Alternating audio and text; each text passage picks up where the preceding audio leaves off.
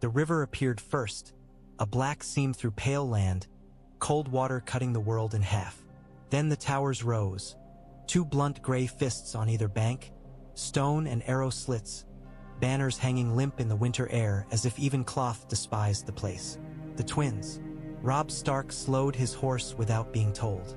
The host behind him rolled forward like a tide, hooves crunching frost, men quieting as the crossing's shape settled into their bones. The North had marched south with a king's death in their mouths. Now they faced a lord who had built his power on a bridge and a willingness to charge for breathing. Jon rode beside Robb with his hood up, watching the towers, watching the men on the walls. Frey spears crossed in disciplined angles. Frey eyes watched like toll collectors watching coin. Great Jon Umber spat into the snow. "I'd rather swim," he growled. "The river would swallow you," Theon Greyjoy muttered, gaze flicking over the current. "And it would not bother spitting you back." Roose Bolton rode a little behind Robb's shoulder, pale and still, as if cold had made him part of the air. His eyes moved over the towers like a man counting exits. Jon felt those eyes, felt the way Roose watched not only the twins but the men who might bleed for them. Robb's voice was low. "We cross here," he said, and it was not a question. Jon nodded once. "We cross," he agreed, "but we do it with eyes open." Robb's jaw clenched. "Walder Frey will demand a price." "Aye," Jon said. "He always does." He let his gaze drift to the banners. Blue-gray, the twin towers, the proud ugliness of it. "And he will pretend he's doing you a favor by charging you." Greyjon's mouth twisted. "Let me take the gate," he rumbled. "One good shove, and I'll have old Walder begging to pay us to leave." Robb's hands tightened on his reins. "We don't waste men on stone we don't need," he said. "Not when we need every sword for the lions." Jon kept his tone calm. "If we fight Frey, Baelish wins," he murmured, and saw Robb flinch at the name like a man touching a hot iron. "If we bargain, we keep the war on our terms." The host rolled to a stop within bowshot. The river hissed beneath the bridge. Wind tugged at cloaks. Men shifted, restless. A horn sounded from the towers. One long note, not welcoming, not warning, simply announcing that House Frey had noticed the army at its throat and was already calculating how much to charge for not choking. Robb looked at the gate as if it were a mouth that might speak insult. Jon leaned slightly closer, voice meant only for Robb. "Let me read the room," he murmured. "Let me listen for what Frey fears." Robb's eyes narrowed. "He fears nothing," he said. Jon's mouth tightened. "Then he's a dead man walking," Jon replied. "Everyone fears something. Frey's fear is being irrelevant. Make him feel relevant, and he'll sell you his bridge like it was his kindness." Robb exhaled once, hard. "Come," he said. "We go in." Great Jon grunted like a bear being asked to smile, but he followed. Roose Bolton moved forward without sound. Theon rode with a half-smirk that did not reach his eyes. Jon pulled his hood a fraction lower and rode toward the twins, feeling the bridge's stones waiting beneath them like teeth. Walder Frey looked like a corpse that refused to stop talking. He sat draped in furs on a chair raised just enough to make a petty man feel taller, his liver-spotted hands resting on carved arms. His thin mouth curved into something between a smirk and a sneer. His eyes were bright and sharp, too alive for the rest of him. Old men in warm beds grew gentle. Old men who survived by being hated grew sharper each year, like knives honed on spite. Robb Stark stood before him in a cloak crusted with road frost, his posture kingly because 1,000 men outside had made it so. Great Jon Umber loomed at his right like a threat given breath. Roose Bolton stood pale and quiet, unreadable as fog. Jon kept his hood up and stayed close, a shadow that belonged to Robb's shoulder, not the hall.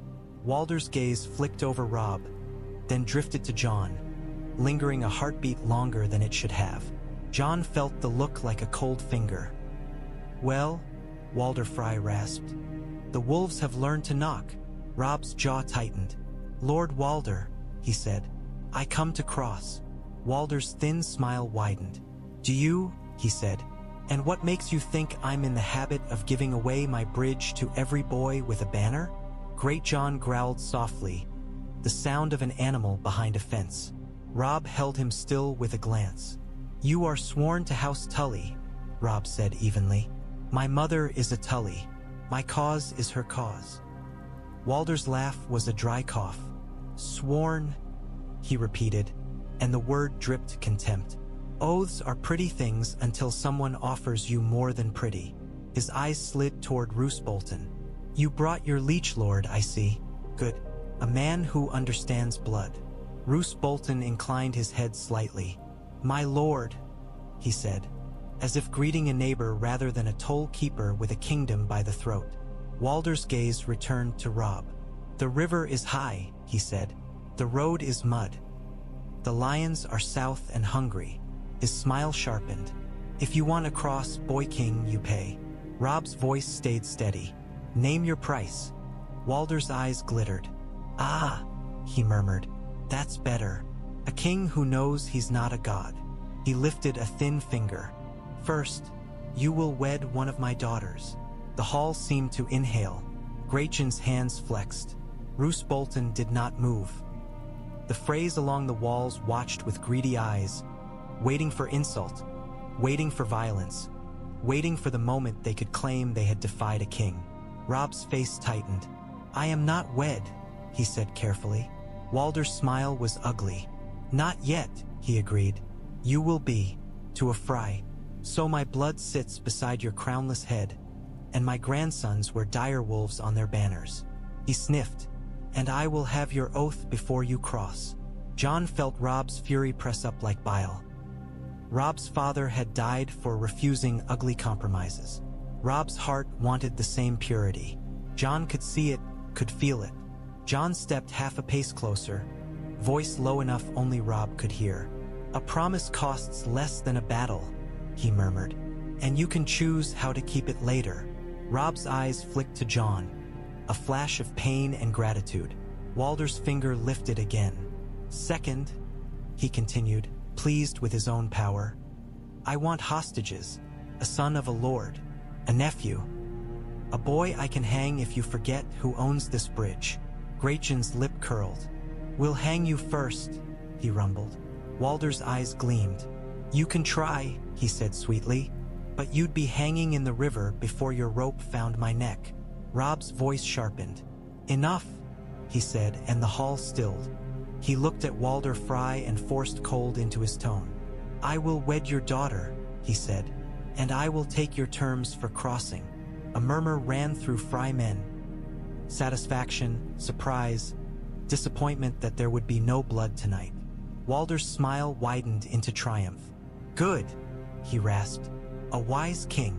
His eyes flicked to Jon again, lingering. And your bastard? He asked lightly. Will he wed one too? Jon felt Great Jon tense. Robb's gaze went icy. He will do as I command, Robb said. Walder chuckled. He croaked. That's the way of bastards. Jon kept his face still, but inside, something sharp moved. Walder Frey was not Baelish, but he was another kind of danger. An old man who knew how to sell virtue by the pound and call it honor. Robb bowed his head slightly, the gesture stiff. We cross, he said. Walder waved a thin hand as if granting mercy. You cross, he echoed. And remember, boy king, bridges don't move. Men do. As they turned to leave, Jon felt Walder's gaze on his back like a hook. He did not like the twins. He liked the fact that he was leaving it alive. The corridor beyond Walder Frey's hall felt like a throat. Stone pressed close on either side, arrow slits cutting the walls like scars. Torches smoked, their flames wavering in drafts that smelled of damp wool and old stew. Frey servants passed with trays and lowered eyes, moving quickly, pretending not to hear kings and lords speak. Robb's hands were clenched so tightly his knuckles shone white beneath his gloves. He did not speak until they were far enough from the hall that the sound of Walder Frey's breathing could not follow. I swore, Robb said, voice rough. I swore my marriage like I was trading coin. Jon kept his voice low. You swore a bridge, he said. You did not swear your soul. Robb's eyes flashed. Tell that to father, he snarled, and then stopped, the name catching him. His throat worked. Tell that to his head on a spike. Jon's chest tightened. He swallowed once. We're not here to be pure, Jon said quietly. We're here to win. Robb's jaw trembled. Winning feels like swallowing mud, he muttered. Jon's mouth tightened. Mud keeps you alive in the neck, he said. Better mud than blood. They reached a bend where the corridor widened into a small balcony overlooking the bridge. Through narrow windows, Jon could see the river below, black and cold, and the long stone spine of the crossing where men were already beginning to march. Robb stared down at the bridge as if imagining it collapsing beneath his host. Frey will betray us, he said suddenly, voice low. Jon did not hesitate. Yes, he said. Robb blinked, anger flaring. Then why? Because betrayal is his nature, Jon said, steady. And if we expect it, we can plan around it. He glanced toward the shadow where Roose Bolton lingered, pale and silent, pretending to admire the stonework. Jon lowered his voice further. What kills men isn't treachery, the surprise.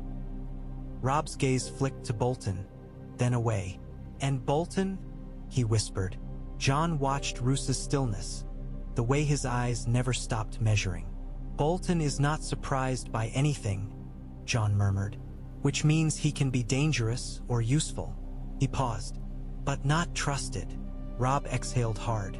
No one can be trusted, he said bitterly. Jon's eyes sharpened. That's Baelish talking, he said. Don't let him live in your mouth. Robb's gaze snapped back to Jon. For a heartbeat, something like shame flickered. Then tell me what to trust, Robb demanded. Jon looked at him and the truth came simple. Trust your purpose, he said. Trust the men who bleed for you.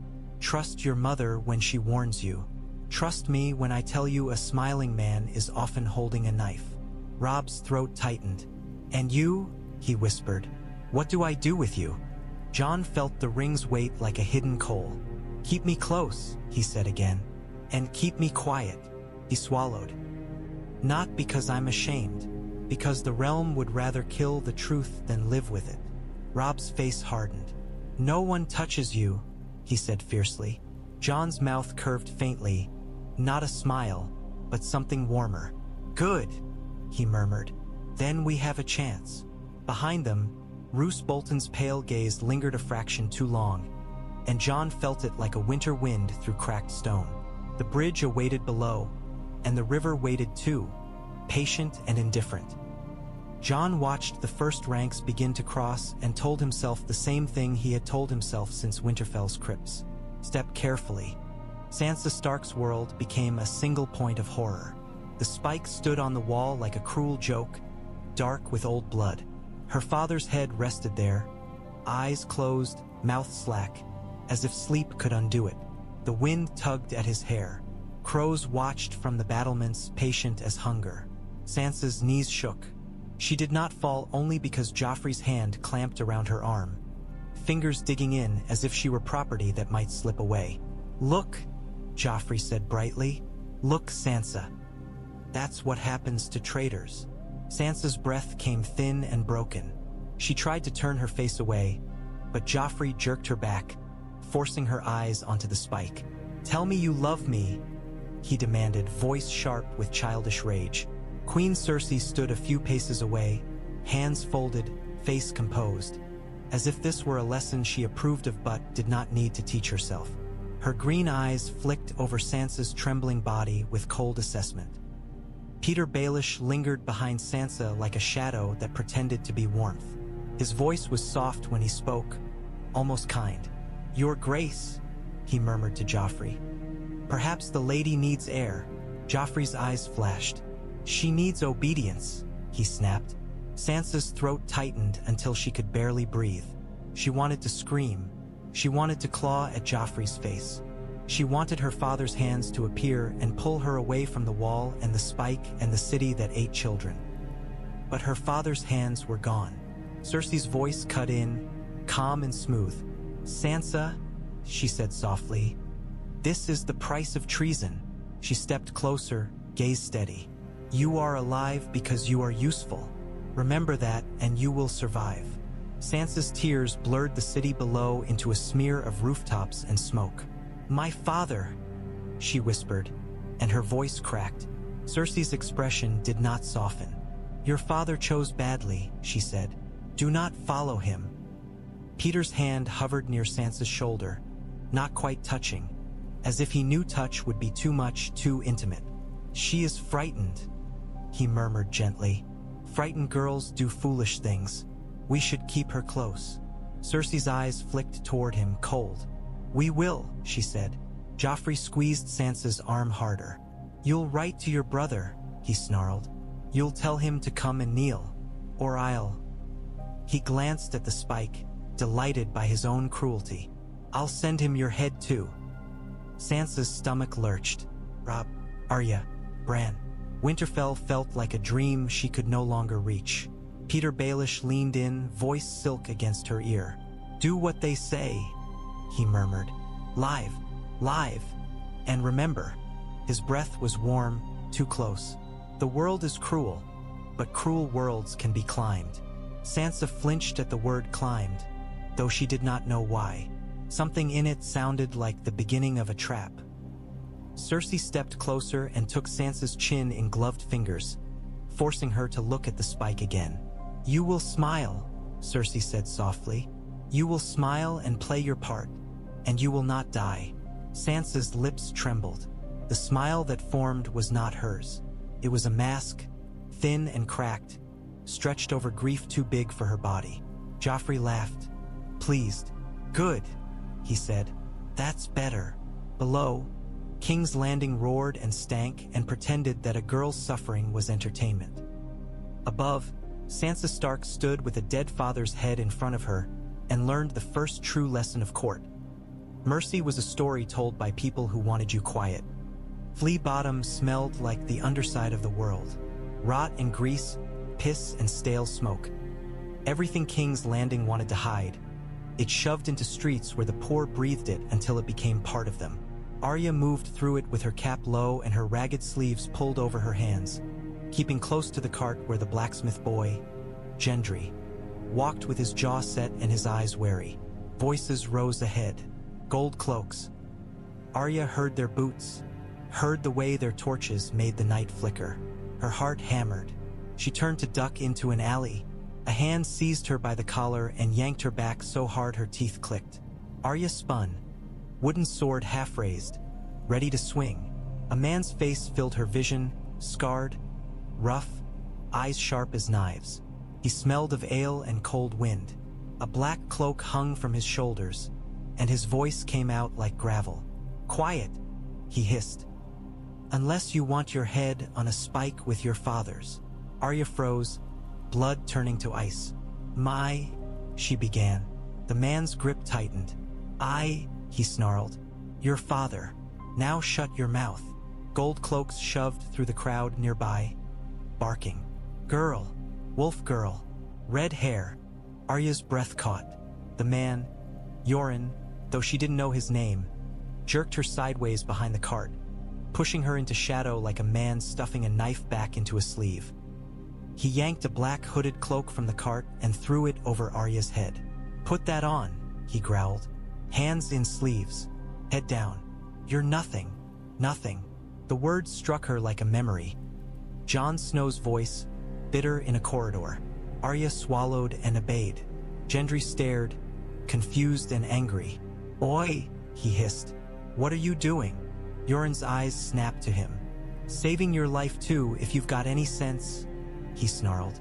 Shut it. The gold cloak's voice barked, right beside them.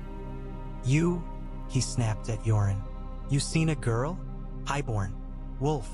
Yoren spat, casual, contemptuous. I see rats, he said. I see fleas. I see piss. I don't see your pretty wolf. He jerked his chin toward the cart. Knights watch business. Get out of my way. The gold cloak sneered. Night's watch can wait, he said. Yoren's hand moved under his cloak. Steel flashed briefly.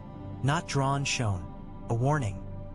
The watch doesn't wait, Yoren said softly, and there was something in his voice that made even a gold cloak hesitate. Now piss off, unless you want to tell your commander you started a fight with the wall. The gold cloak's eyes narrowed. He looked at Yoren. Then his gaze slid, briefly, toward Arya under the black hood. Arya held still, breath shallow, pretending she was a boy too skinny to matter. A heartbeat stretched. Then the gold cloak spat. Fine, he snarled. But if you hide her... Yoren leaned closer, voice low and deadly. If I hide anyone, he murmured, it's from men like you. The gold cloaks moved on, torches drifting away, voices fading into the city's filth. Arya's lungs burned as she finally breathed again. She looked up under the hood, eyes stinging. Yoren's grip loosened, but he did not let go. You come with me, he growled. You don't ask. You don't argue. You live. Arya's throat tightened. Live. The word tasted like grief and rage and hunger. She nodded once, sharp. Yoren shoved her toward the cart. Good, he muttered. Then stop being a wolf for a while. Wolves get hunted. Boys get ignored. Arya Stark climbed into the cart under a black cloak, her wooden sword hidden, her name swallowed. Somewhere above the city, her father's head sat on a spike. Somewhere far away, Robb rode with an army. And Arya, for the first time, understood that surviving was its own kind of vengeance. Roose Bolton approached like winter. Quiet, inevitable, unwelcome. Jon stood outside Robb's tent with Ghost near his leg, the direwolf's pale fur catching torchlight. The camp around them murmured. Men settling, horses shifting. Frey patrols marching past with spears and narrow-eyed suspicion. The twins' towers loomed in the distance like a reminder that no crossing was ever truly free. Roose appeared at Jon's shoulder as if he'd been there all along. He held a cup of warmed wine, steam rising from it. Snow, Roose said softly. Jon did not like being addressed by his bastard name by a man whose voice never rose. Loud men declared threats. Quiet men delivered them. My lord, Jon replied evenly. Roose's pale eyes studied Jon's face with the calm interest of a man examining a cut. You came at a strange time, Roose murmured. I came when my family needed me, Jon said. Roose's mouth barely moved. Family, he repeated, and the word sounded like a curiosity, not a bond. You speak to Robb Stark as if you are more than his sworn sword. Jon kept his expression still. I'm his brother, he said simply. Roose watched him a long moment. So you are, he murmured as if tasting the truth of it. His gaze flicked to Ghost, then back. The boy king listens to you. Jon's fingers tightened slightly. He listens to sense, Jon said. Roose's eyes gleamed faintly. Sense, he repeated. And secrets. Jon felt cold creep up his spine. What do you want? He asked. Roose's smile, if it could be called that, was a slight shift at the corner of his mouth. I want to win, he said. And winning requires knowing which men are held together by oaths and which are held together by other things. He lifted his cup slightly. You have other things. Jon did not move. He let silence sit between them like a blade laid on a table. Roose spoke again, voice mild. Walder Frey is proud, he said. Pride makes men predictable. His eyes flicked toward the twins. He will demand hostages. He will demand marriage. He will demand your king bow in small ways until he can claim the bow as victory. Robb already bowed, Jon thought bitterly. Promise sworn like coin. Jon kept his face calm. Frey is not our war, Jon said. Roose nodded faintly. No, he agreed. The lions are. He leaned closer, voice lowering. When we cross, we will bleed the Riverlands. We will take coin and food and men. That is how wars are fed. Jon's jaw tightened. That is how wars are hated, he replied. Roose's pale eyes remained calm. Hate is useful, he murmured. It makes men fight. He glanced at Jon's hood. You are learning the South's lessons quickly, Snow. Be careful you do not learn them too well. Jon's mouth tightened. Is that a warning? He asked. Roose's gaze held his. A question, he corrected. If the realm is truly cracking, some men will look for a different kind of king. His eyes flicked, quick, toward Jon's face. A king who could frighten lions more than wolves ever could. Jon felt the ring's weight in his pack like a heartbeat that had begun to pound. He kept his voice steady. The North has its king, he said. Roose's smile thinned. For now, he murmured. Ghost's ears pricked, and the direwolf's low growl rumbled in his chest, soft but unmistakable. Roose glanced at Ghost, unbothered. Wolves know, he said quietly. They smell what men pretend not to. Jon's hand drifted to Ghost's fur, grounding himself. Go to your tent, Jon said flatly. Roose blinked once, amused. Then he inclined his head slightly, as if accepting dismissal from a bastard amused him more than it offended. Good night, Snow, Roose murmured. Sleep lightly. Bridges are slippery. So are ladders. He walked away, cup steaming, pale face vanishing into torchlight and shadow. Jon stared after him, feeling the camp's cold press in. Baelish was a smiling knife. Bolton was a quiet one. And Jon understood, with a clarity that tasted like ash, that surviving the lions would be hard, but surviving the men who wore wolfskins would be harder. The crossing took hours. A bridge that long did not swallow an army quickly. It measured each man, each horse, each cart of grain and bundle of arrows.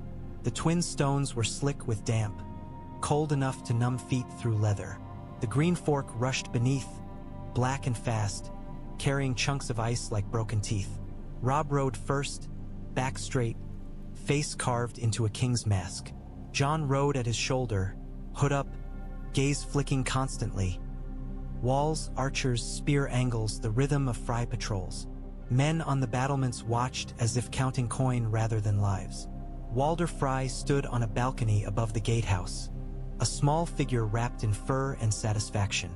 His sons clustered behind him, Stevern stiff with duty, Black Walder grinning like a man watching a gamble go his way. Walder's gaze lingered on Robb, then slid to Jon, and Jon felt it like a hook again. Smile, Jon murmured under his breath, not to Robb but to himself. Let them think we're grateful. Robb's jaw tightened. I'd rather spit, he muttered. Jon's voice stayed low. Spit later, he said, when we're out of bowshot. Behind them, the host flowed. Umbers grumbling, Karstark silent and burning, Mormont steady. Wagons creaked under supplies. Horses snorted nervously at the river's roar. Some men made the sign of the seven. Others muttered to old gods. Many simply stared down at the water and imagined drowning. Halfway across, Jon glanced up and caught Theon Greyjoy's gaze. Theon rode with a half-smile that didn't reach his eyes, watching the Freys watching them, enjoying the tension like a game. You look pleased, Jon muttered as Theon drew close. Theon shrugged. It's funny, he said quietly. Wolves crossing a bridge owned by rats. I never thought I'd see it. Jon's eyes stayed on the archers above. Rats bite when cornered, Jon said. Theon's smile thinned. So do wolves, he replied, and his gaze flicked to Jon's hood. Some wolves hide their teeth. Jon did not answer. At the far end of the bridge, the north bank opened into a muddy track bordered by reeds and thin trees. The land smelled different, wetter, softer, the Riverlands breathing up into the road. The farther south they went, the more the world turned to mud and damp and the kind of green that looked sick in winter. As the last ranks crossed, a Frey runner approached Robb, breath steaming, cap in hand. His lordship says you will dine tonight, the runner said, voice too eager. And tomorrow we'll speak of the marriage. Robb's eyes hardened. Tomorrow, he said flatly. The runner bowed and hurried away. Jon watched him go and felt the trap's shape. Feasts, promises, hostages, words meant to bind. Keep the host moving, Jon murmured to Robb. No lingering. Robb nodded once.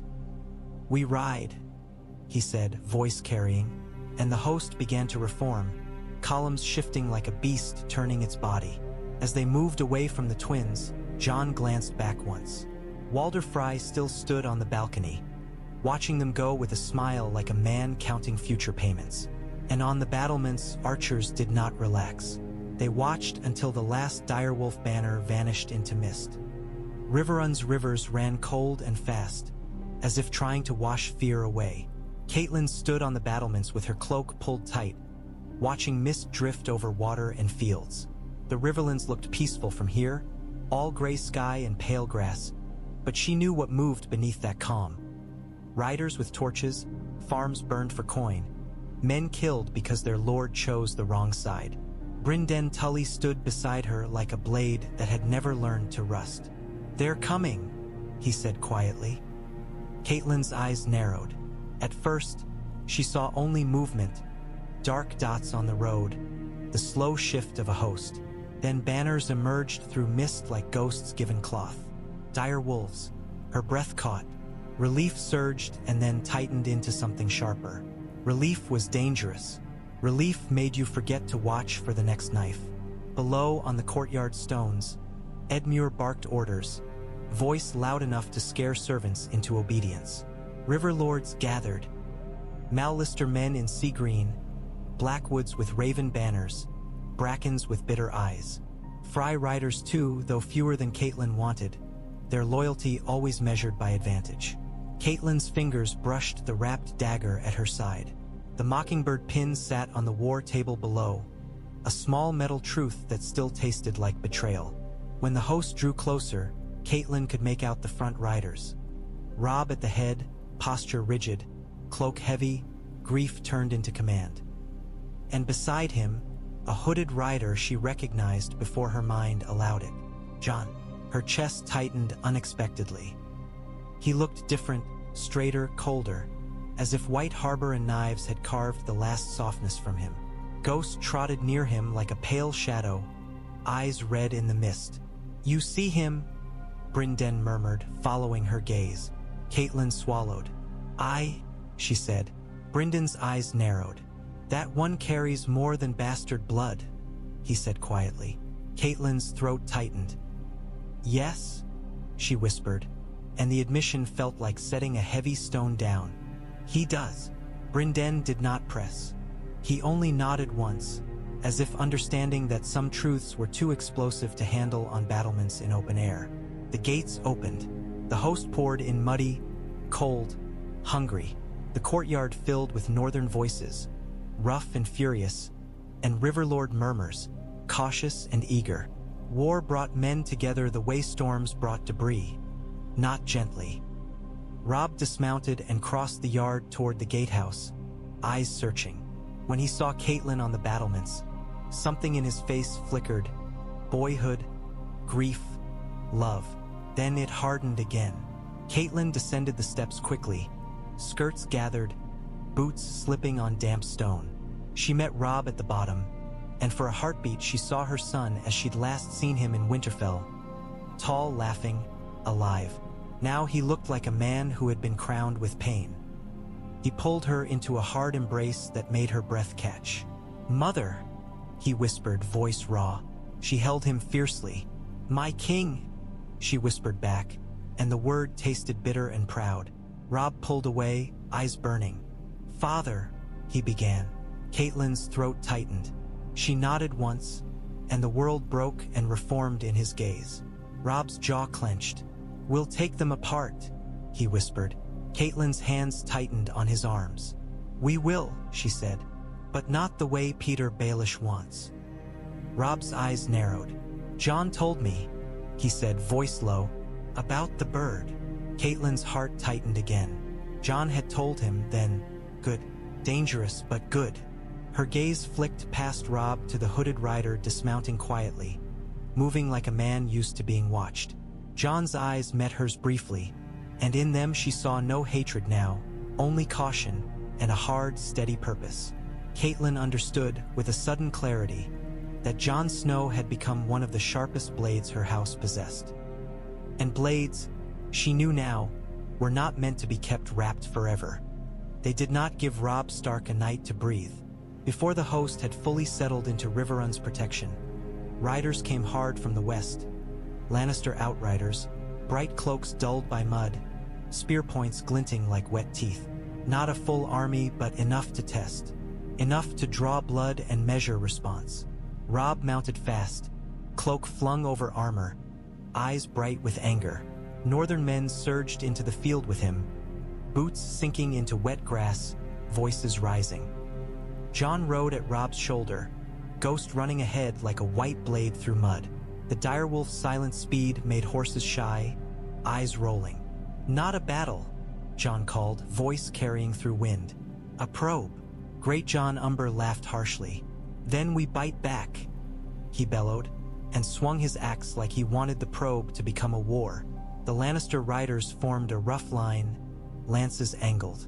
Their leader wore a gilded helm, and even in distance Jon could smell arrogance. They expected riverlords to break. They did not yet understand Northerners. Robb's voice snapped. "Hold!" he shouted, forcing discipline into men who wanted blood. Spears front, archers behind. Jon's eyes flicked over the field. Low hill to the right, a shallow ditch to the left, a line of bare trees that could hide men if moved quietly. He leaned toward Robb. "Let me take the trees," he murmured. "I can cut their flank." Robb's jaw tightened. "Go," he said, immediate, trusting. A king learning to delegate, to use blades without swinging them himself. Jon wheeled his horse and took 20 riders with him. Men who moved without shouting, Mormont scouts, Glover men with steady hands, a few Crannogmen that had slipped in with Bryndon's network.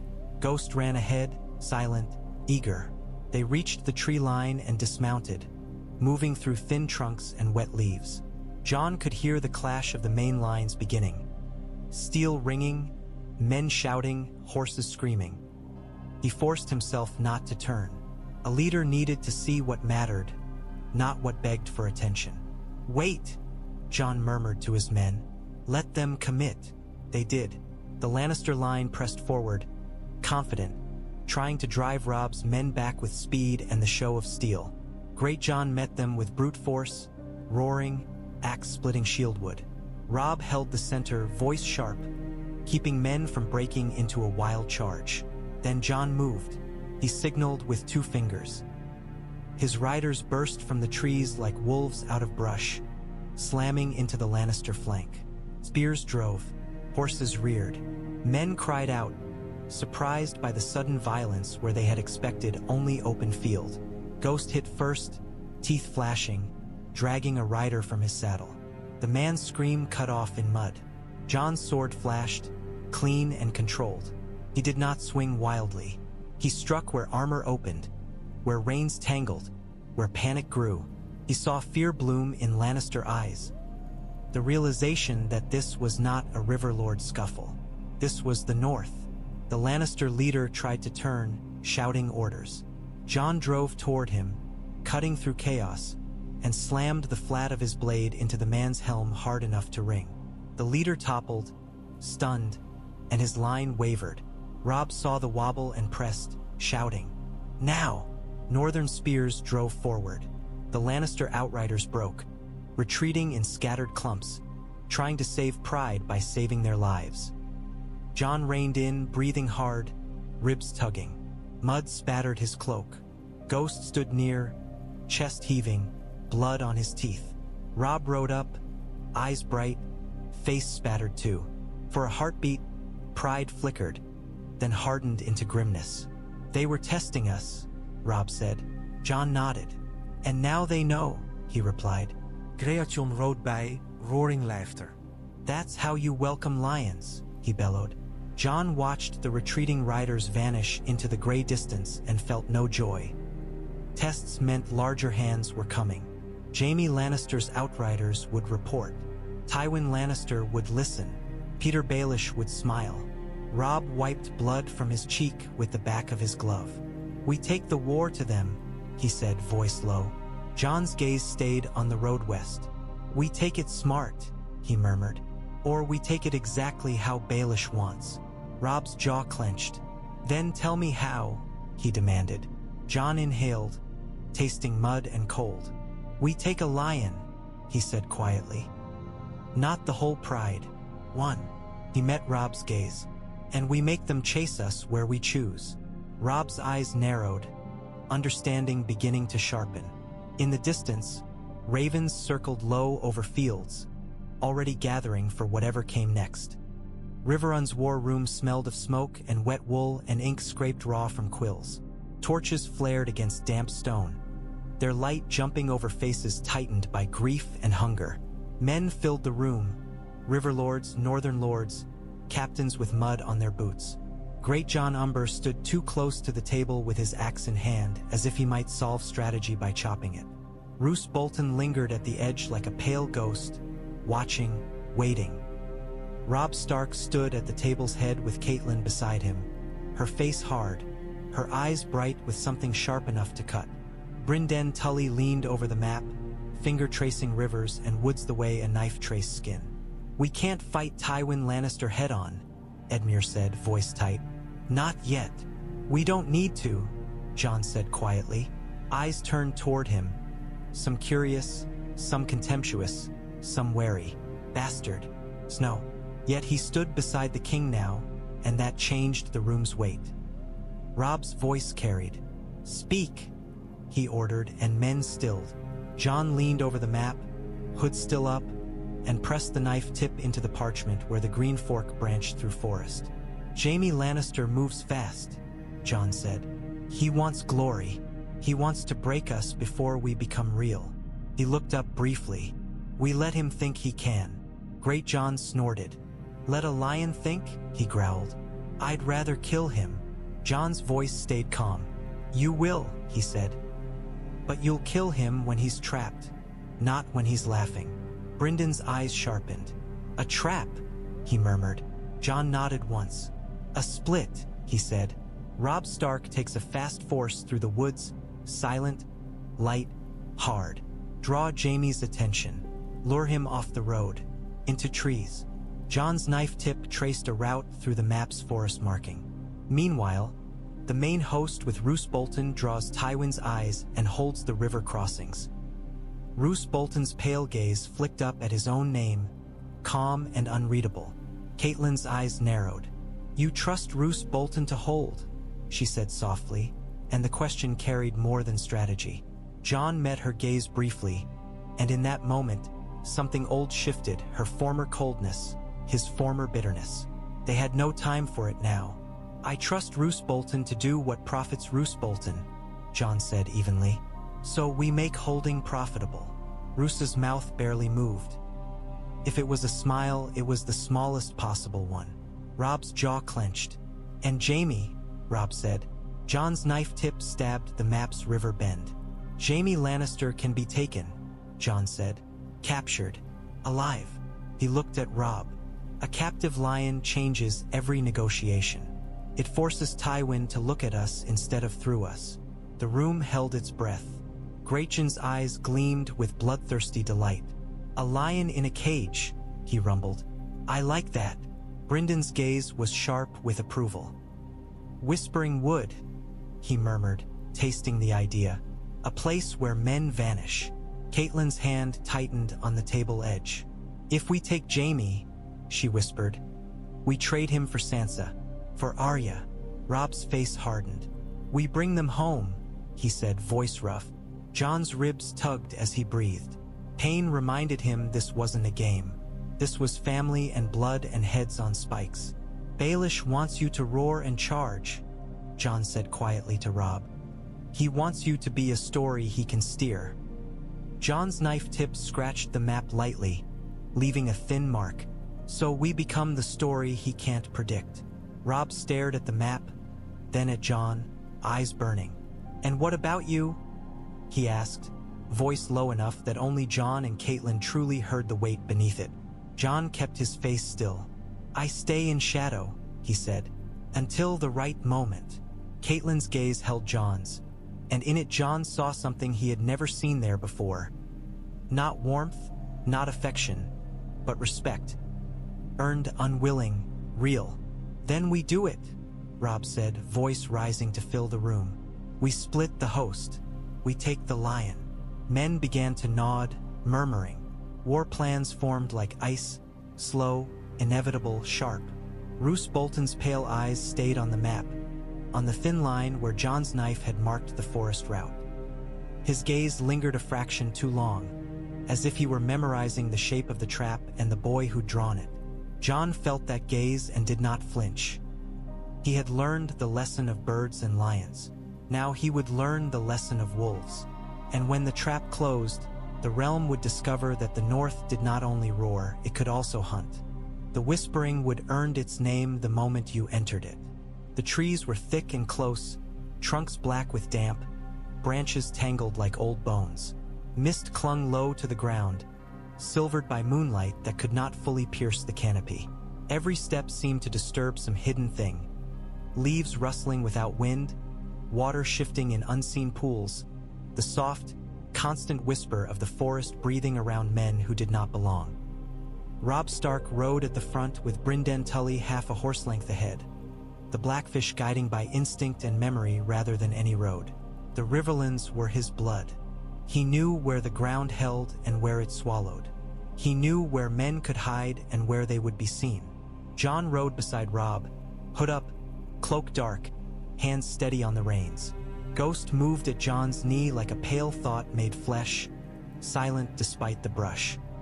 Gray wind ran farther ahead, a shadow of speed, his eyes catching moonlight as he slipped between trees and vanished and returned again, restless with the knowledge that prey was near.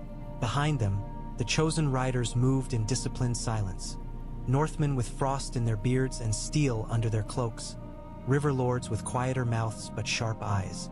Great Jon Umber had been denied the front, given instead a place where his strength would matter when the trap snapped shut.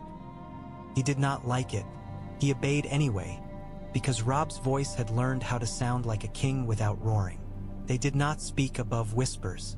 Brynden lifted 2 fingers, and the line slowed. He pointed with a gloved hand toward a darker patch ahead where the ground dipped and the trees opened just enough for men to move around one another without brushing shoulders. "Here," Brynden breathed. "This is where he camps when he thinks he's safe." Jon's breath came soft, misting. Safe. No man was safe in war. Some men simply convinced themselves they were. Robb leaned closer, voice barely audible. "Jaime Lannister," he murmured, the name like iron. Jon's jaw tightened. "He'll be armored," Jon whispered, "and arrogant. Arrogance makes men loud." Robb's fingers tightened on the reins. "And loud men die first," he murmured, echoing a lesson that did not belong to the North, but to the hard schooling grief had forced on him. They dismounted in a shallow hollow where the trees thickened again. Horses were led back, quieted by soft hands and familiar murmurs. Men moved into position like wolves taking scent. Slow, patient, inevitable. Jon crouched by the roots of an old oak, eyes scanning the darkness through slits of brush. He could smell campfires ahead, smoke, meat, horse dung. He could hear faint laughter drifting through trees, the careless sound of men who believed their lord's name was protection. "Signal," Brynden murmured. A crannogman slipped forward and vanished like mist.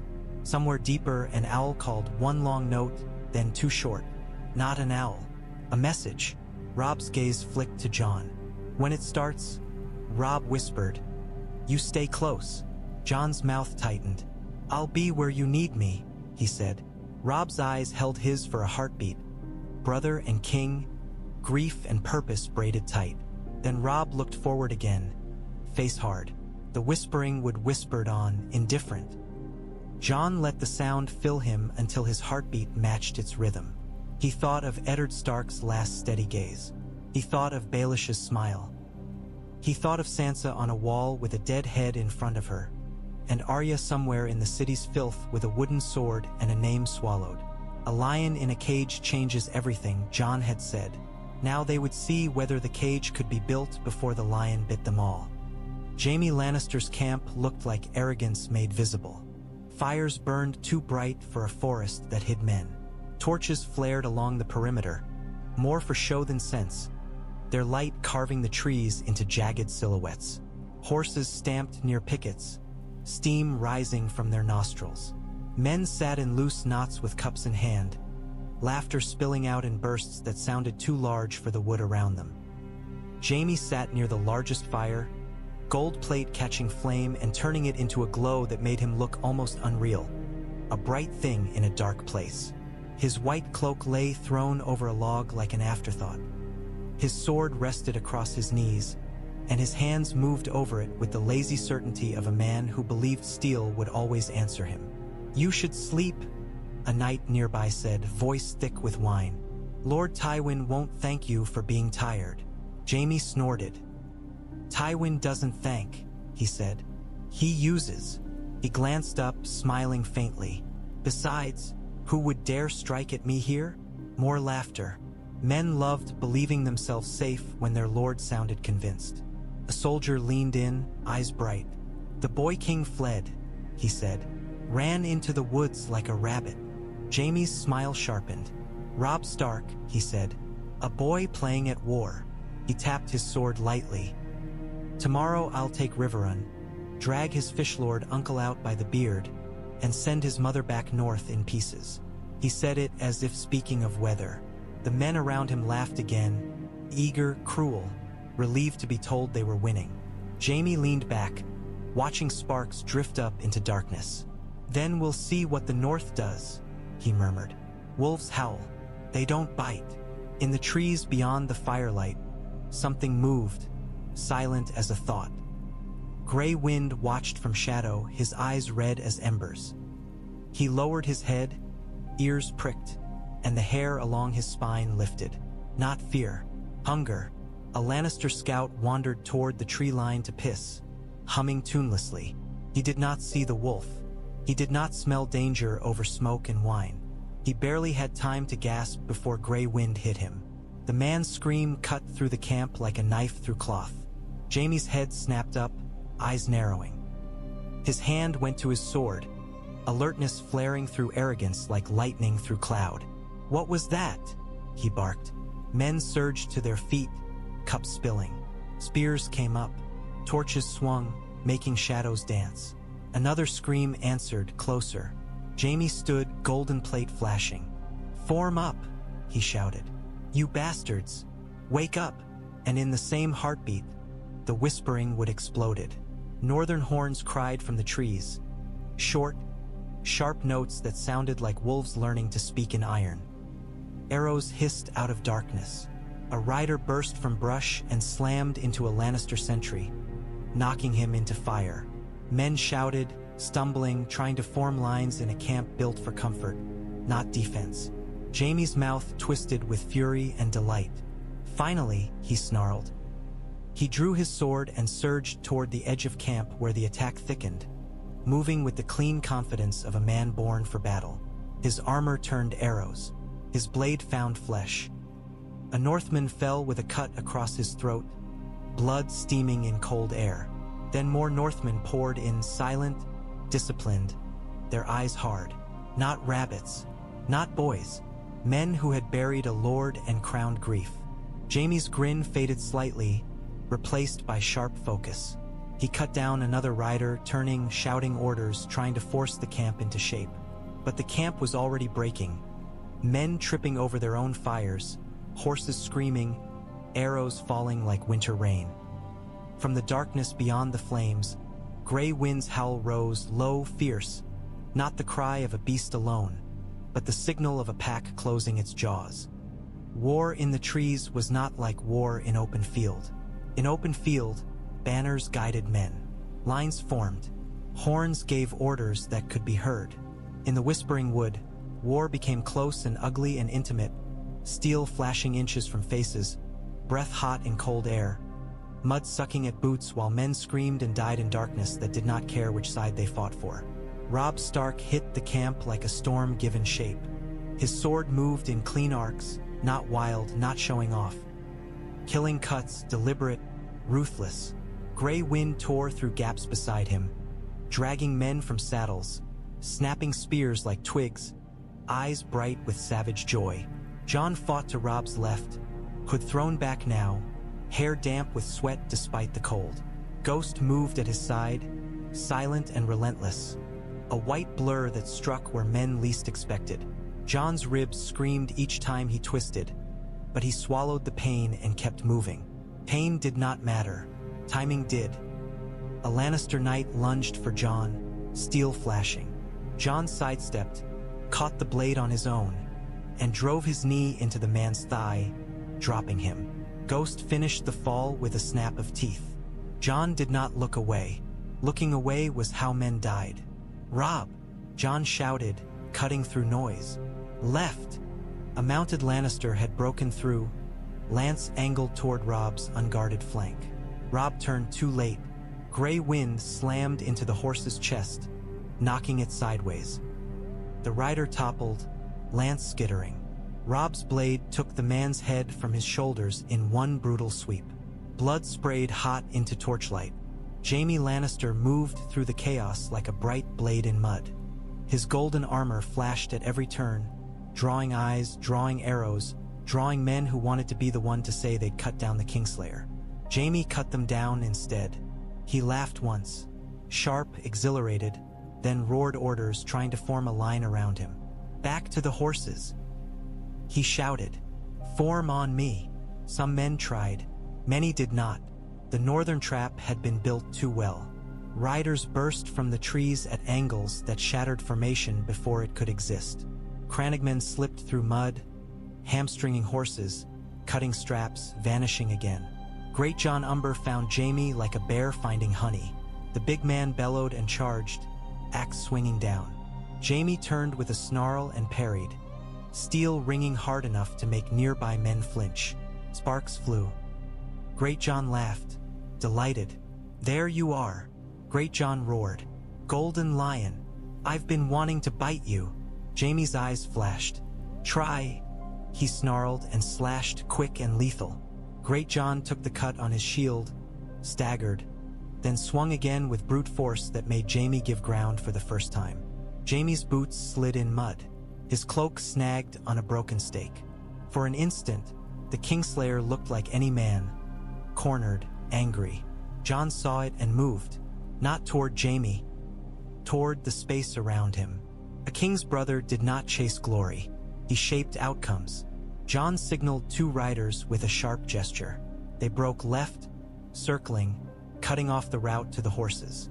Ghost darted forward, snapping at a Lannister's calf, sending him sprawling into fire. Jaime turned, seeing the closing ring, and his grin vanished entirely. "Robb Stark!" Jaime shouted suddenly, voice carrying. "Come out and fight me like a man!" Robb heard. His head snapped toward Jaime, eyes blazing with grief and fury.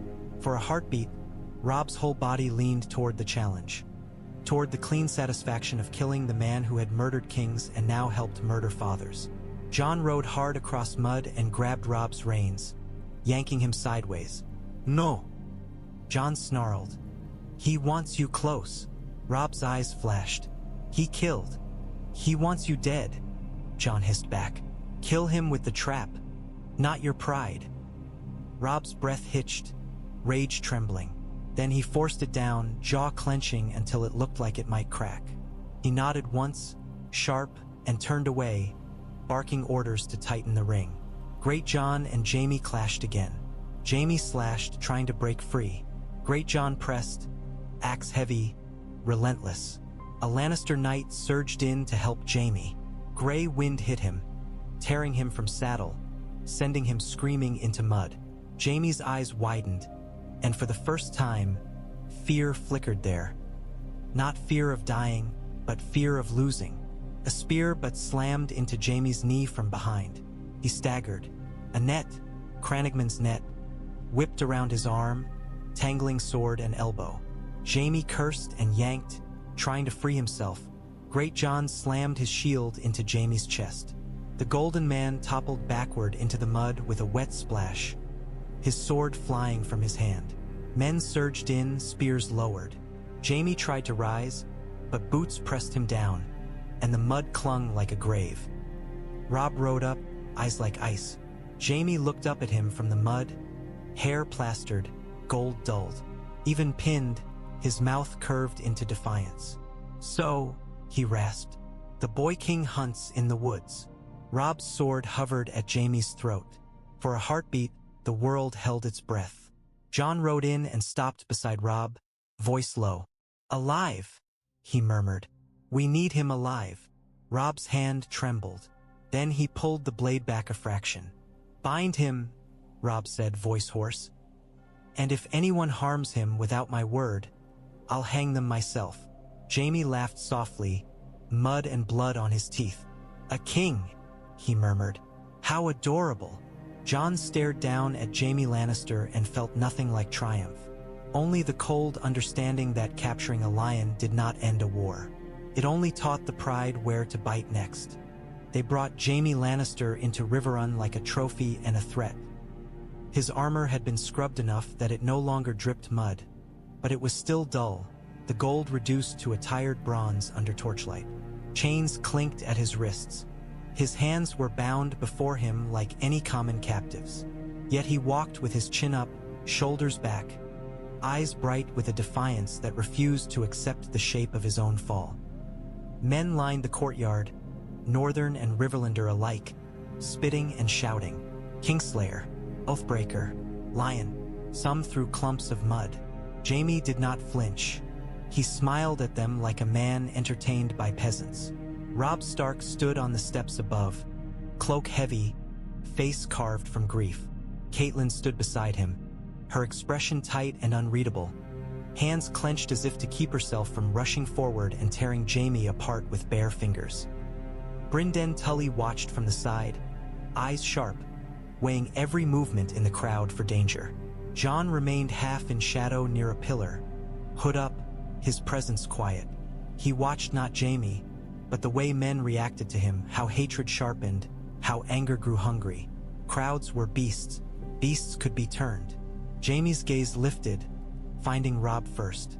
Then his eyes slid to Catelyn, lingering there with a cruel curiosity.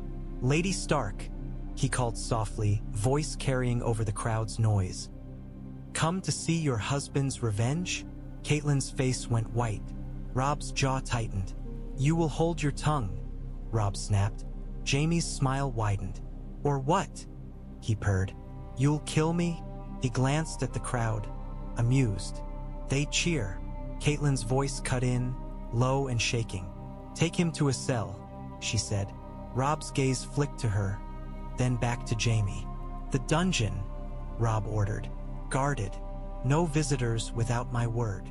Great Jon Umber bellowed from the crowd, furious.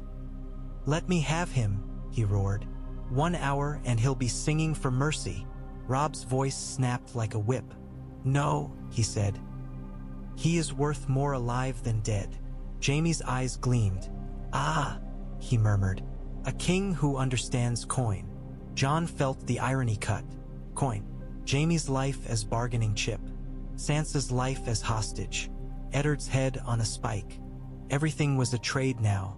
As Jaime was dragged toward the dungeon stairs, his gaze flicked once, just once, to Jon's shadowed hood. It lingered a heartbeat too long, as if Jaime sensed something odd in the way Jon stood.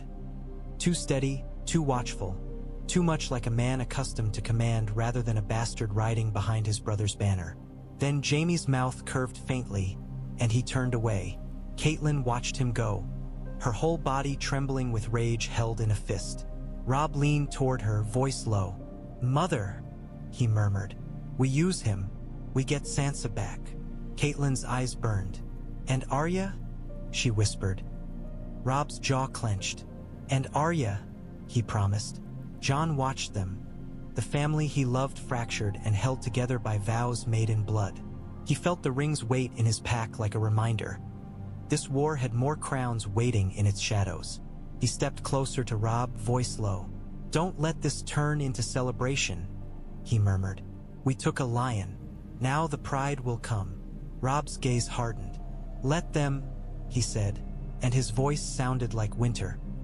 Below, the courtyard's shouting faded as the captive disappeared into stone. But the echo of it lingered, hungry, eager, dangerous. A caged lion made men bold, and bold men made mistakes. Catelyn did not ask permission. She walked into the dungeon like a woman descending into her own fury, torchlight flickering over damp stone, the air colder than the river outside. Brynden Tully followed at her shoulder, silent as a guard who knew better than to try to stop a storm. Jon slipped in behind, hood up, presence quiet enough that a man focused on Catelyn would miss him unless he looked for shadows on purpose. Jaime Lannister sat chained to the wall, wrists bound with iron, ankles shackled, yet somehow still managing to look like he was lounging in a Lord's Solar. His golden hair hung loose, a bruise darkened one cheekbone. His mouth curved into a smirk that did not care about chains. "Lady Stark," Jaime said pleasantly, "come to thank me for teaching your son how to fall." Catelyn's hand twitched toward the wrapped dagger at her belt. Jon saw it and felt his chest tighten. A Valyrian blade would end Jaime quickly. It would also end negotiations. It would end Sansa's hope. Catelyn stepped closer until torchlight made Jaime's eyes shine. "You pushed my son," she said softly. Jaime's smirk faltered for a heartbeat, just long enough to reveal surprise that she would say it so plainly. Then it returned, sharper. "Your son climbed," he replied. "Boys climb." Catelyn's voice did not rise. "A man came with a Valyrian dagger to finish him," she said. "A man paid to do it." Jaime's brows lifted. "Valyrian steel," he murmured. "How extravagant." Catelyn's eyes burned. "Petyr Baelish tried to make me believe it was you," she said, and watched Jaime's face closely. This time the surprise was real. The smirk thinned. "Baelish," Jaime repeated, tasting the name like something sour. "Of course." Brynden's voice rumbled from the doorway. "You sound too calm," he said, "as if none of this troubles you." Jaime's gaze flicked to Brynden, amused. "Trouble is for men without swords," he said, "and without fathers like Tywin." Catelyn's throat tightened. "You killed my husband," she whispered, and the lie and truth tangled. Eddard had been killed by Joffrey, by Cersei, by Baelish, by a city's hunger. Jaime had only helped build the world that allowed it. Sometimes blame did not need precision to be sharp. Jaime's eyes glinted. "Your husband died because he was too honorable to live," he said almost gently. "That's not my doing. That's the realm's." Catelyn's hand clenched. "My daughters," she said. "Where are they?" Jaime's smile returned, small. "One sits in a pretty cage," he murmured. "The other ran. Wolves run." Catelyn's breath hitched. "Arya," she whispered. Jaime's gaze slid past her, catching Jon's shadow for a heartbeat. Jon felt it like a knife's point. Jaime's eyes narrowed slightly, as if seeing something he hadn't expected in the dungeon. Then Jaime looked back to Catelyn. "If you want them," he said, "trade for them. That's why you live." Catelyn snapped, and the fury finally bled into her voice. "Because you are worth more alive." Jaime's smile widened. "Then we understand each other," he murmured. "You want your girls. I want my freedom. Robb Stark wants his father back." He paused, eyes sharpening. "Oh, he can't have that." Catelyn's face went white again. Jon felt the room tighten. Jaime leaned back as far as chains allowed, savoring pain he wasn't feeling. "So," he murmured, "what will the Boy King do now? March on King's Landing? Burn the Riverlands? Or beg?" Catelyn's voice came out like ice. "He will win," she said. "And when he does, he will make your father kneel." Jaime laughed softly. "Tywin Lannister doesn't kneel," he said. "He breaks men until they kneel in their own heads." Jon stepped forward then, just enough that torchlight caught his face beneath the hood's edge. Jaime's eyes snapped to him. "And you?" Jaime asked, voice curious. "The bastard brother, the quiet one. What does he do?" Jon's voice was low. "He watches," he said, "and he remembers." Jaime's smile thinned. "Careful," he murmured. "Remembering makes men dangerous." Jon held his gaze. "So does underestimating them," Jon replied. For a heartbeat, the Kingslayer's smirk was gone. Something else showed: interest, caution, the awareness that not every northern wolf was as simple as the stories said. Then the smirk returned, because pride was Jaime's armor when steel failed. "Well," he murmured, "tell your king to send his terms. My sister will spit on them, and my father will sharpen knives." Catelyn turned away abruptly, fury trembling through her like cold fever. Brynden followed, grim. Jon lingered one heartbeat longer, meeting Jaime's gaze without flinching. Jaime's eyes glittered. "What are you?" he whispered, soft enough that Catelyn did not hear. Jon's mouth did not move. He let silence be his answer. Then he turned and walked out, leaving Jaime chained in torchlight and wondering. The war room felt smaller after the lion was caged. Not because walls had moved, but because stakes had. The map spread on the table was the same parchment it had always been, yet every river line looked like a vein a man might cut. Every castle marker looked like a throat waiting for a blade. Robb Stark stood at the table's head with Catelyn at his right and Brynden at his left. Jon remained close but half-shadowed, hood lowered now, face visible only to those who already knew to look. Riverlords gathered in the room's edges, Edmure pacing, restless. Mallister men whispering. Blackwoods watching Brackens with old hatred sharpened by new war. A raven cage sat open on the table, the bird inside shifting, impatient. A letter lay beside it, parchment crisp, ink still wet. Robb stared at the letter like a man staring at a wound he was about to reopen. "If I send this," he said, voice low, "I show them I want something." Catelyn's eyes were hard. "You do want something," she said. "Your sister." Robb's jaw clenched. "And they will use that," he muttered. Jon spoke quietly. "They already are," he said. "The question is whether we control the trade or let them control us." Brynden tapped the map with one finger. "Tywin will not trade easily," he said. "He will stall. He will bargain with blood. And Cersei will scream," Edmure snapped, eager. "She'll break." Catelyn's gaze cut to him. "Cersei doesn't break," she said coldly. "She tightens." Robb exhaled slowly. He picked up a small wooden token, roughly carved into a lion's face, taken from Jaime's gear, proof in simple shape. He placed it beside the letter. "This goes with the raven," he said. "They will believe it when they see it." Jon watched the letter's ink. Words were weapons. Baelish had taught the realm that. Jon refused to let Baelish keep that monopoly. "What do you write?" Brynden asked. Robb's hand hovered over the quill, then paused. His gaze flicked to Jon's silent question. Jon kept his voice low. "Write like a king," he said, "not like a grieving son." Robb's mouth tightened. "I am a grieving son," he said. Jon's eyes did not soften. "Then grieve later," he said. "Now you win." Catelyn's throat tightened, but she nodded once. She understood the cruelty necessity demanded. She hated it. She would do it anyway. Robb took the quill and wrote. Clean, cold lines. "Jaime Lannister is my prisoner. Sansa Stark is my sister. Return her unharmed, and your son lives. Refuse and your lion dies." He did not mention Arya. Mentioning Arya would reveal too much. How desperate they were, how uncertain, how easily Baelish could twist that uncertainty into panic. When Robb finished, he sealed the letter with direwolf wax. His fingers shook only once, barely. "Send it," he ordered. The raven was placed gently into the cage. The cylinder was tied to its leg.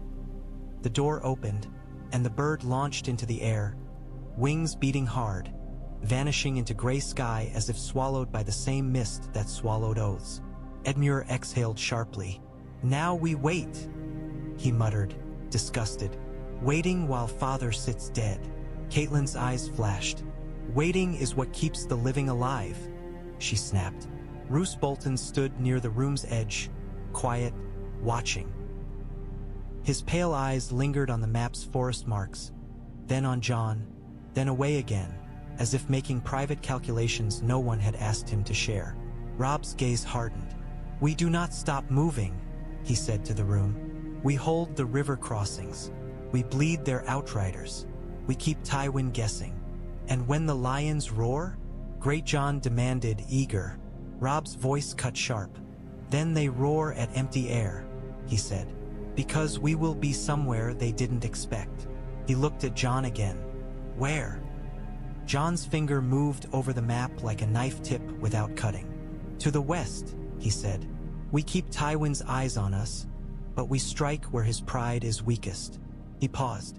And we keep Baelish from writing our story. Robb nodded once, grim. Good, he said, because I'm tired of being a lesson for Southern men.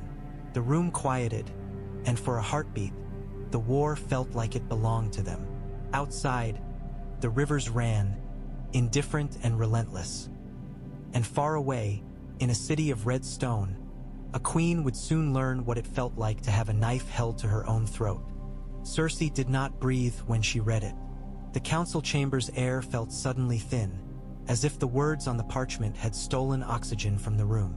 The raven letter lay in her hands, direwolf seal broken, ink cold and clean. Beside it on the table sat the crude wooden lion token, scratched, unmistakable, mocking in its simplicity. Jaime, it said without words, captured, held. Joffrey roared before Cersei could even decide which mask to wear. How dare he? He screamed, voice cracking with fury. How dare that northern boy threaten us? Petyr Baelish leaned back in his chair with a faint smile, as if delighted by the chaos tightening. Varys stood with hands folded, eyes calm as deep water. Pycelle trembled, lips moving in useless prayer. Cersei's fingers tightened on the parchment until it crumpled slightly. She forced them to loosen. Rage was loud. Loud rage made mistakes. Jaime will escape, Joffrey snarled. He always does. Cersei's voice was soft. No, she said. Joffrey blinked, startled by the quiet. What? Cersei's eyes lifted, green and cold. He will not, she said, and her voice held the weight of a mother's dread. Not if Robb Stark is clever. Peter's smile widened a fraction. He's learning, Petyr murmured. Grief is an excellent tutor. Joffrey rounded on him. Shut up, he snapped. Tell me what to do. Peter's eyes glittered. I would never presume to tell a king, he said gently, dripping poison under honey. But perhaps we consider the hostage we already have. Cersei's gaze went to the door, to the guards outside, to the girl who sat in a pretty cage. Sansa, Varys murmured softly, as if naming a piece on a board. Joffrey's face lit with cruelty. Yes, he shouted. We'll cut her. He grinned, delighted. We'll send her head back to him. Cersei's voice snapped, sharp as a whip despite its softness. No, she said again. Joffrey froze, eyes wide with rage. Mother! Cersei stepped closer to him, her gaze burning. You will not, she hissed. Not unless you want your uncle's head sent to you in return. Her mouth tightened. Robb Stark has Jaime. Jaime is worth more than any girl. Jaime is worth everything. The room held its breath. Peter's smile softened into something almost sympathetic.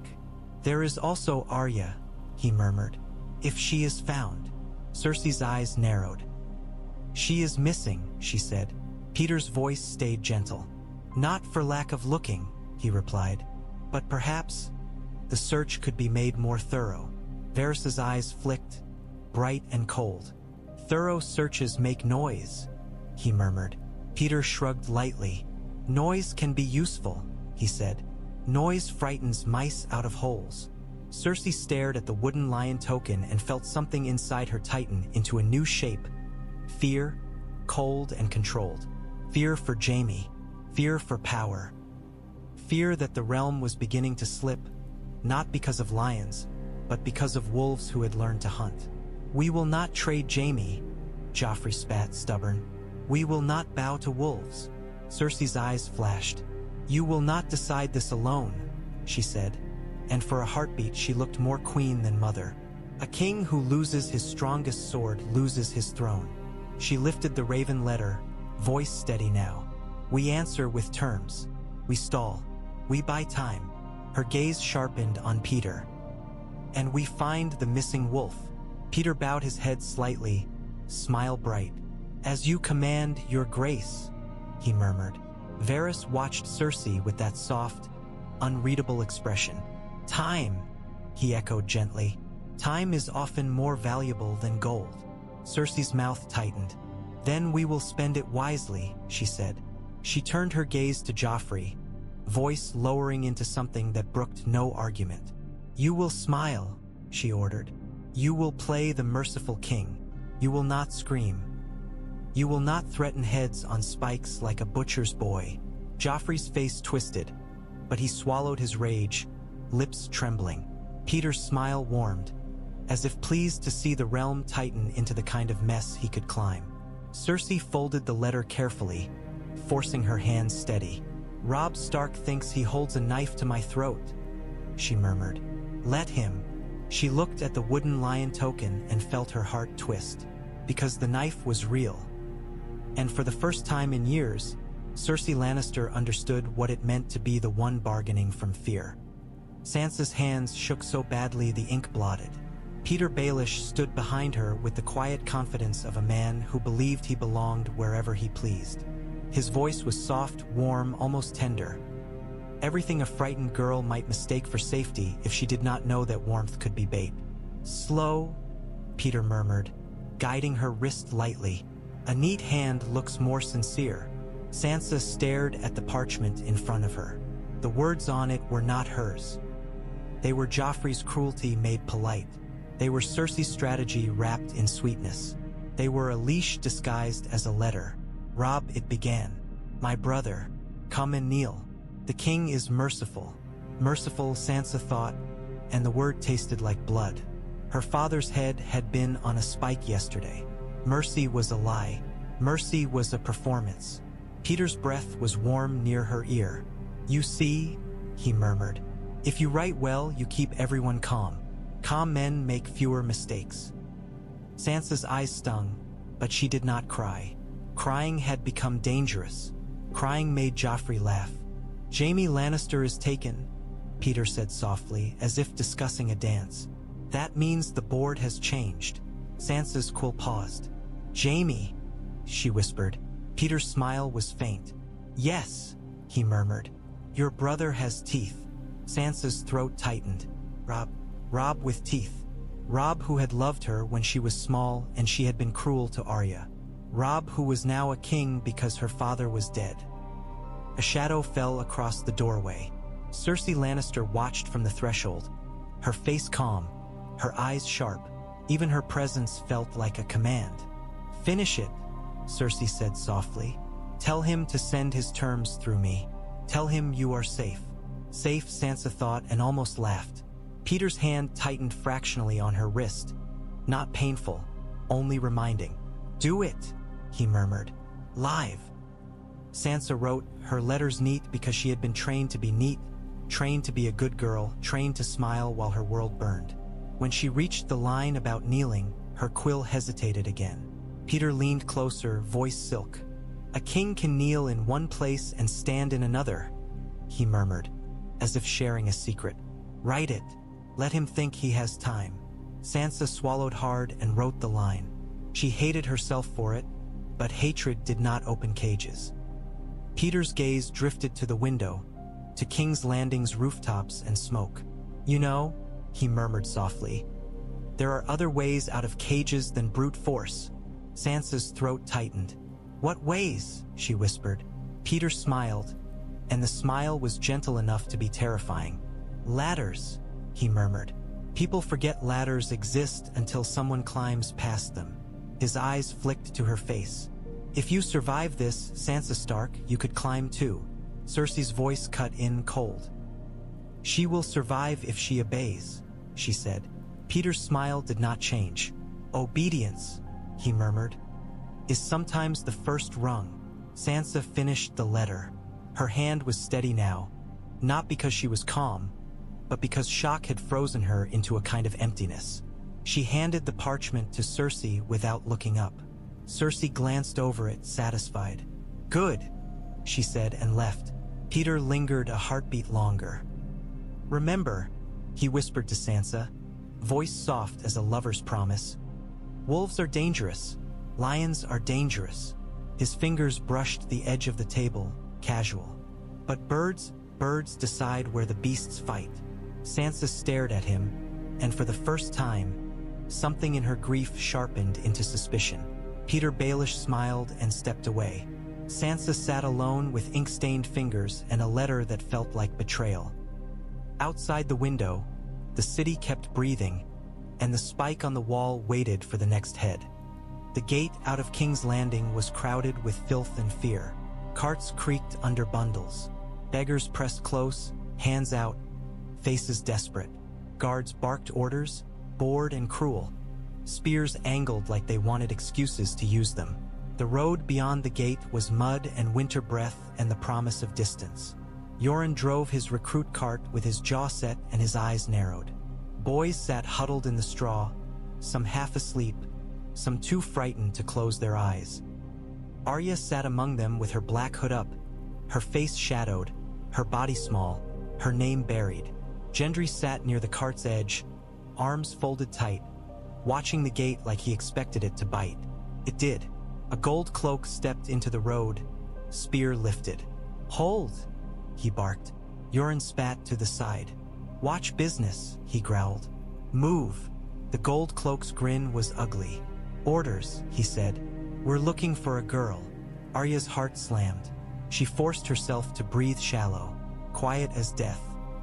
Two more men stepped out from behind the gold cloak, cloaks plain, faces forgettable, except for the small pins on their collars, glinting in torchlight like tiny jokes. Mockingbirds. Arya felt cold spread through her gut. Yoren's eyes narrowed. "Since when do birds wear city cloaks?" he snarled. The taller man smiled faintly. "Since birds learned the city sings," he murmured. His gaze swept the cart, lingering too long on the black hood among the straw. "We have coin," he said softly. "We have questions. We want the wolf girl." Yoren's hand slid under his cloak. Steel flashed. "You want to ask questions?" he growled. "Ask the wall. It's got time." The gold cloak laughed.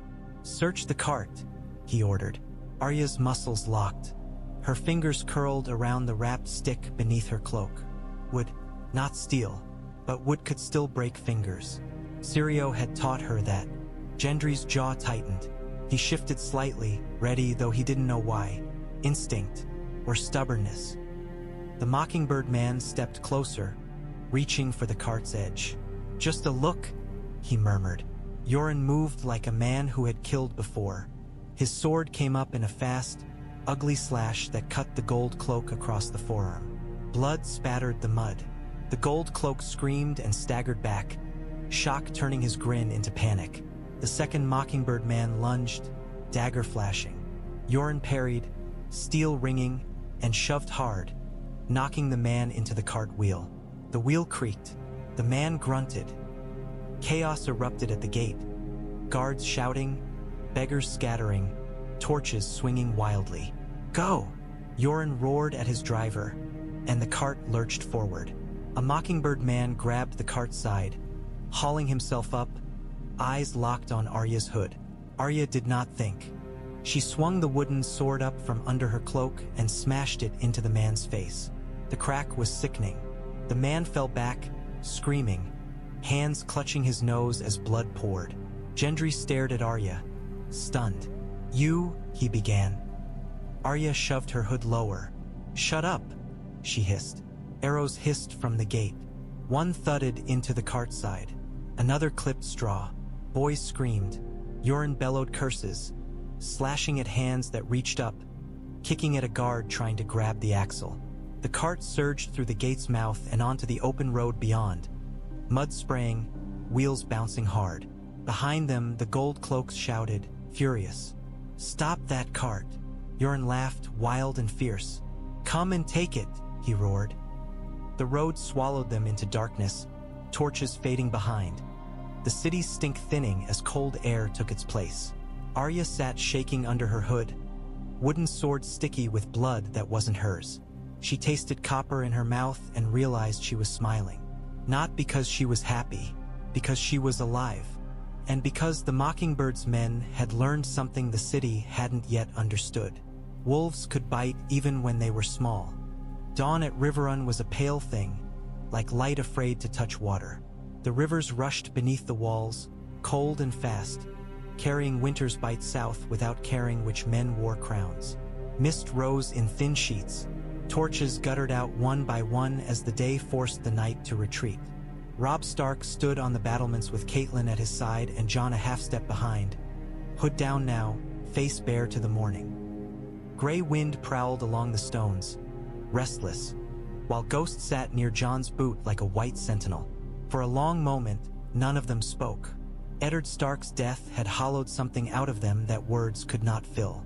Victory over Jaime had not soothed it. Jaime's chains were only leverage. Leverage did not bring fathers back. A raven cut through the mist and landed hard on the parapet, wings beating. A cylinder hung from its leg, sealed with yellow wax. A stag. Robb's jaw tightened. "Stannis," he murmured. Catelyn's eyes narrowed. "Or a trap," she whispered. Jon's hand slid inside his cloak and closed around the dragon ring without thinking. Cold metal bit his skin, grounding him. Stags and lions and birds and wolves. Every beast now had a claim and a story. Robb broke the seal and unrolled the parchment. His eyes moved fast, then slowed. "He says Joffrey is a bastard," Robb said, voice flat with disbelief. He says Cersei and Jaime." He stopped, swallowing hard. "He says he is the rightful king." Catelyn's mouth tightened. "Truth," she whispered, "or at least part of it." Robb's gaze lifted to Jon, sharp. In that glance was the unspoken echo of their tent. "Truth is fire." Jon kept his face still. "Stannis will want the realm," Jon said quietly, "and he will want you kneeling." Robb's eyes burned. "I just swore myself king," he rasped. Catelyn's voice was low. "You swore because your father was murdered," she said. "And because the North needed something solid." She looked south, eyes hard. "But the realm is cracking," and cracks spread. Robb's hand crumpled the parchment slightly. "Stannis will fight Renly," he muttered. "Renly will fight Joffrey. Tywin will fight anyone who threatens his power." His voice roughened. "And Baelish will. Baelish will smile," Jon finished quietly, "and make sure everyone bleeds." Silence held again. Then Robb looked out over the Riverlands, over mist and fields and the long south road where armies moved like storms. "We answer," Robb said at last, voice steadier. "Not kneeling, not roaring, answering." Catelyn nodded once. "And we keep Sansa alive," she whispered. Jon's throat tightened. "And we find Arya," he said, and the words were not a hope. They were a vow. Robb folded Stannis's letter carefully, then handed it to Catelyn. "Send word to our lords," he said. "Tell them the South fights itself." He looked at Jon. "And tell me where Baelish will push next." Jon stared at the river's current and thought of crossings, of gates, of the Twins' Toll, of King's Landing's walls, of a little girl under a black hood escaping a city that wanted to eat her. "He pushes where hope turns men stupid," Jon said softly. "So we don't give him stupidity." Robb's mouth tightened. "We give him teeth," he murmured. Jon's fingers tightened around the ring in his cloak. Cold dragon heads bit into his palm like a reminder of what he could become if the world forced him. He looked at Robb brother, king, grief made steel. He looked at Catelyn. Mother, wolf, fury sharpened into purpose.